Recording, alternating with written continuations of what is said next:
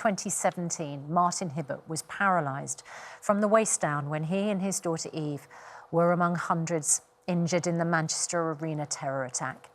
But nearly 4 years on, he is now planning to take a Paralympic torch from the London Games to the top of Mt Kilimanjaro. He's going to do it in September, and he hopes to raise £1 million for charity. Martin and his team will start the gruelling challenge at the Rongai Gate before climbing to the summit and finishing in Marangu. The remote setting receives the least amount of traffic and covers a distance of about 72 kilometres. Martin will not only have to contend with temperatures, which can drop as low as -20°C, he will also have to cope with diminishing oxygen as he climbs at altitude, and he's going to consume up to 5,000 calories a day. Well, I find that that's quite easy. That's lockdown, isn't it? Mainly fresh rations of porridge, chicken and plenty of soup to stay hydrated. And he joins us now. Martin, good morning. Good morning. Thank you so much for having me on today. Much appreciated. Well, you know, it's an honour and a privilege to have you on. Absolutely. Frankly, you've said that you want to turn an appalling act of terror into a force for good. And that, you know, people in your position climb mountains every day. So why not just go ahead and climb a mountain and raise some money for those people trying to help? Exactly. I think I've said it many times that, you know, every day when you've got a spinal cord injury, it's like climbing a mountain. So I thought, well, why not, you know, climb one? And Kilimanjaro is going to be a massive feat. And we can't wait to get started, and really glad that we get to announce it today. So thank you. I've done this myself. Yes, you're talking to a veteran. So I have a little insight into what you're going to go through, and it's one of the most extraordinary experiences you'll have. You know, I struggled regardless, and I've got my legs and my limbs. Can you talk us through how you're going to be sort of getting up the mountain? Because it's not going to be as simple for you, is it? No, well, obviously, you did it in 2009, didn't you? And I think for able-bodied people, I think the success rate is 65%. So for somebody that's in a wheelchair, I don't think I'd even want to see the odds. So it is going to be extremely difficult. But with one of our partners called Bowhead, they're building me a custom bike, which is just at the side of me. It's going to be the one that is at the side of me is battery operated. But again, I didn't want people at the end of it saying, well, you've cheated, because anybody can sit in a bike. So they're building me a custom one that's going to be a hand bike. So I'm going to be doing it with my arms all the way up. Wow. So it is going to be extremely difficult. It's going to be blood, sweat and tears all the way there. But that's my life at the minute. And, you know, doing Kilimanjaro gets people's attention and allows me to talk about the great work that the Spinal Injuries Association do for people like me to live a fulfilled life. Martin, in the years since the attack and since your injuries, you must have had some pretty dark moments. What has kept you going, and how do you keep your eyes on the horizon? I think obviously having a lovely wife who supports me on a day-to-day basis, brilliant friends, but also, and this is the point that I want to make today, you know, it's the Spinal Injuries Association that have literally held my hand every day through the thick and thin. And, you know, when you look at the stats of 7 people a day are spinal cord injured, but only 1 in 3 actually go to a specialist spinal unit. And when I heard that, I just got so upset, because there's many people that aren't getting the support that I've got to live a fulfilled life, and that's just wrong.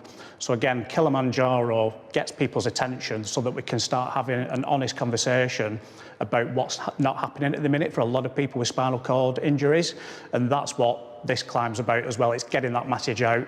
We're doing it in a Paralympic year, so we're going to be taking a Paralympic torch from the London Olympics right up to the summit as well, and what a way to get that message and announcement out. It's a Herculean challenge, really extraordinary, and we will be following it every bicycle hand step of the way as you go, Martin. The training for that is going to be intense as well. What tips have you got, Ben? Because you've been up there. Well, look, my little tips that I don't know that people will carry on. Some of the things that were really important to me were earplugs.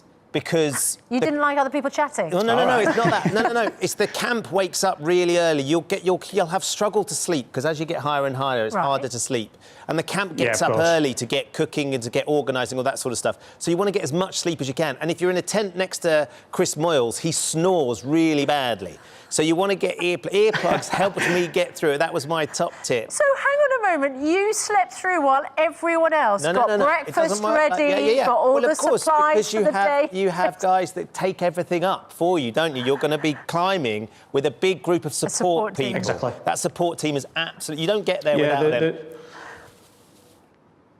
If I can say something as well, actually, two of the people that are doing the climb with me, one of them is a gentleman called Stuart Wildman, who was one of the nurses from the major trauma unit at Salford Hospital, who treated me. So he's seen me at my worst, and obviously he's going to be doing the climb with me. Wow. And also a good friend of mine called Robert Grew, who I met after I was injured. He was one of the members of the public that ran in and helped a lot of people.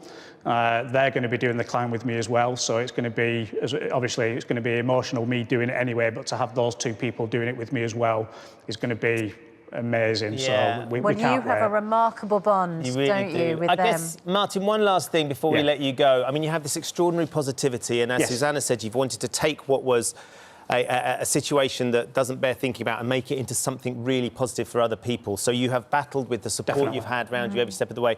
What would you say to people who are finding themselves in a similar situation to you, or equally are struggling with lockdown, struggling with what's going on? How can they sort of make those steps to find a positive route out of how they're feeling right now?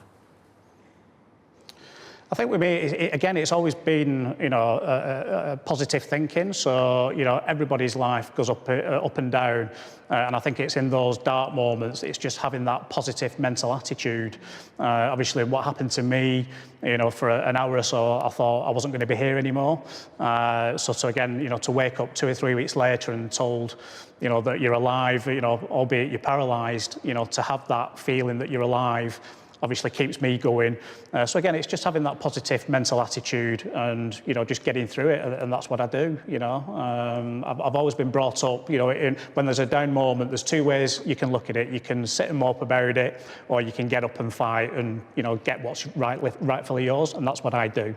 And I encourage everybody to have the same attitude. Well, you're an incredibly inspiring character, and what you're doing is so inspiring. But there are people who want to send you some inspiration as well. We have some good luck messages for you, Martin.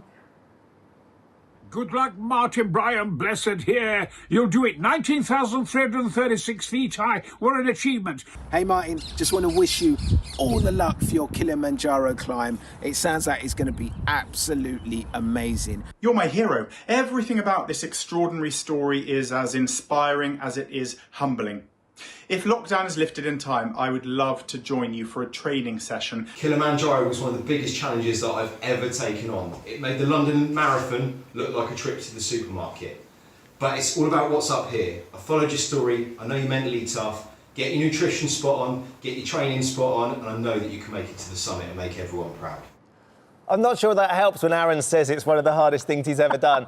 All I would say, though, Martin, is the team around you will get there. The struggle to get to the top, certainly that summit night, is one of the most brutal things I've ever experienced. But the moment you get to the top, you can get there for the sunrise. It is I was looking at those pictures of me there, just brought so many memories back.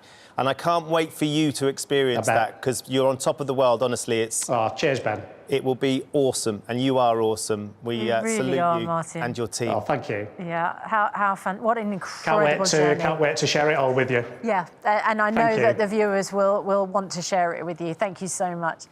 You can follow Martin's progress on social media using the hashtag #MartinsMountain. Yeah, Martin, good luck. Find him on social media as well and give him a follow and support, because it's going to be a remarkable journey and one that we will all be talking about.